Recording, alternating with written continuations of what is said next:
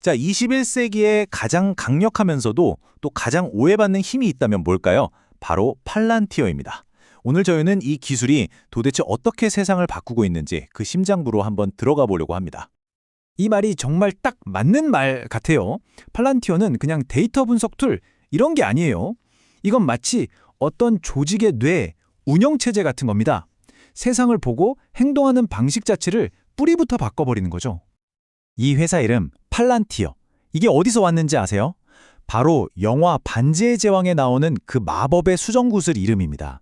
모든 걸 볼 수 있는 엄청난 힘을 주지만 동시에 그 힘에 홀려서 타락할 수도 있는 굉장히 위험한 물건이죠. 이 이름 하나에 오늘 우리가 할 이야기가 다 담겨 있다고 해도 과언이 아닙니다. 자, 그럼 이 모든 것을 보는 돌이라는 게 그냥 멋진 이름에 그치는 게 아니겠죠? 이게 실제로 뭘 의미하는지 지금부터 제대로 한번 파헤쳐 보겠습니다. 핵심은 이거예요. 팔란티어 기술을 딱 도입하잖아요. 그럼 그 조직은 세상을 보는 눈 자체가 완전히 바뀌어버려요. 그냥 흩어져 있던 데이터 쪼가리들이 아니라 그걸로 의사결정을 내릴 수 있는 살아 숨쉬는 현실의 모델을 갖게 되는 거니까요. 아니 근데 이렇게 어마어마한 기술이 대체 어디서 튀어나온 걸까요?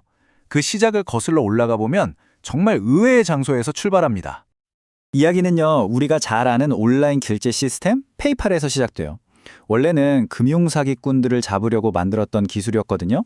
근데 9.11 테러가 터지면서 모든 게 바뀝니다.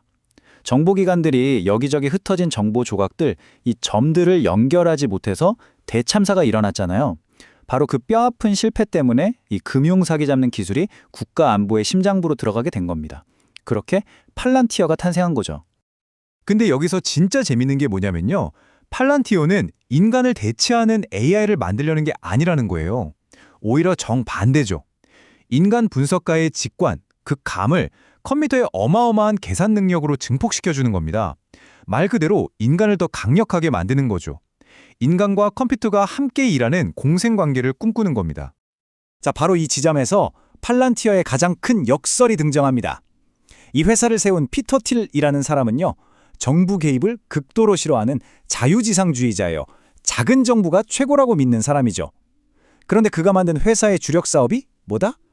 국가에게 역사상 유례없는 감시와 통제 권력을 쥐어주는 거예요. 정말 아이러니하지 않나요? 이 모순, 이 긴장감이 팔란티어라는 회사를 이해하는 핵심 열쇠입니다. 자, 이념적인 모순은 알겠어요. 그럼 이제 진짜 궁금한 거, 이 기술이 도대체 어떻게 돌아가는 걸까요? 어떻게 현실을 복제하고 미래까지 예측한다는 건지 그 엔진 뚜껑을 한번 같이 열어보죠. 흔히들 팔란티어가 무슨 엄청난 비밀 알고리즘을 가졌을 거라고 생각하는데요.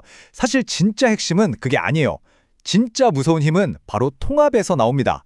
이 부서, 저 부서, 저기 창고에 처박혀 있던 온갖 종류의 데이터를 싹 다 긁어 모아서 하나의 거대한 그림으로 착 하고 보여주는 능력. 이게 바로 팔란티어의 본질인 거죠. 이 핵심 기술은 크게 두 가지 버전으로 나뉘어요. 정부용인 고담은 마치 디지털 체스판 같아요. 보이지 않는 곳에 숨어있는 적, 위협을 찾아내는 거죠. 반면에 기업용인 파운드리는 회사의 중앙신경계라고 생각하시면 돼요. 생산, 물류, 판매, 모든 걸 하나로 연결해서 최적화하는 거죠. 목적은 다르지만 뿌리가 되는 기술은 똑같다는 게 중요합니다. 자, 그렇다면 이 모든 걸 가능하게 하는 팔란티어만의 시크릿 소스, 그 비밀 병기는 대체 뭘까요?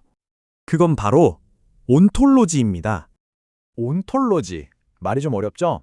쉽게 말해 디지털 트윈이라고 생각하시면 딱 맞아요. 그냥 조직을 통째로 컴퓨터 안에 복사해 넣는 거예요. 예를 들어 그냥 재고 100개 이렇게 데이터만 있는 게 아니고요. A 공장에서 이 부품을 만들어서 B 트럭에 실어 C 고객에게 간다처럼 현실 세계의 모든 사물과 그 관계를 그대로 지도처럼 그리는 거죠. 이렇게 되면 데이터에 비로소 맥락이라는 영혼이 깃드는 합니다.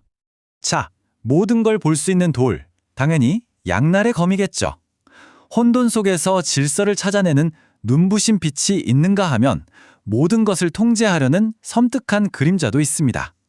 지금부터 그 두 얼굴을 정면으로 마주해 보겠습니다. 먼저 빛부터 보죠. 팔란티어가 혼돈의 질서를 가져온 정말 눈부신 성공 사례들입니다. 오사마 빈라덴을 추적하는 작전에 기여했다는 건 정말 유명한 이야기고요. 스파이 조직을 잡아내기도 하고 팬데믹 때는 미국 전역에 백신을 어떻게 유통시킬지 관리하는 핵심 역할을 했어요. 심지어 병원에서는 환자의 생명을 구하고 기업에서는 단 하나의 프로젝트로 수백억 원을 아끼게 만들었죠. 정말 국가안보부터 우리 일상까지 그 활약이 대단하지 않습니까? 하지만 이토록 강력한 힘에는 언제나 어두운 그림자가 따라붙기 마련입니다. 이제 그 이면을 들여다볼 차례입니다. 테러리스트를 쫓던 바로 그 기술이 이번엔 이민자를 추적하고 추방하는 데 쓰입니다. 범죄를 미리 예측한다는 예측 치안 시스템은 특정 인종에 대한 편견을 더 강화할 수 있다는 심각한 비판을 받고요. 심지어 어떤 회사는 이걸로 직원들의 이메일, 전화, 위치까지 감시하는 데 썼다고 하죠. 질서를 위한 도구가 언제든 통제의 족쇄로 변할 수 있다는 걸 똑똑히 보여주는 사례들입니다. 결국 이 모든 빛과 그림자는 우리에게 하나의 거대한 질문을 던집니다. 이 기술의 양면성이 우리 사회 그리고 권력의 미래에 대해 대체 무엇을 말해주고 있는 걸까요? 이게 바로 우리가 마주한 팔란티어 패러독스예요.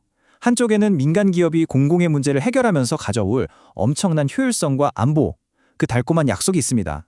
하지만 다른 한쪽에는 민주적인 감시망을 벗어난 거대한 권력이 우리를 감시하고 알고리즘이 우리를 차별할 수 있다는 소름 끼치는 위험이 도사리고 있죠. 우리는 지금 이 둘 사이에서 아슬아슬하게 줄타기를 하고 있는 겁니다.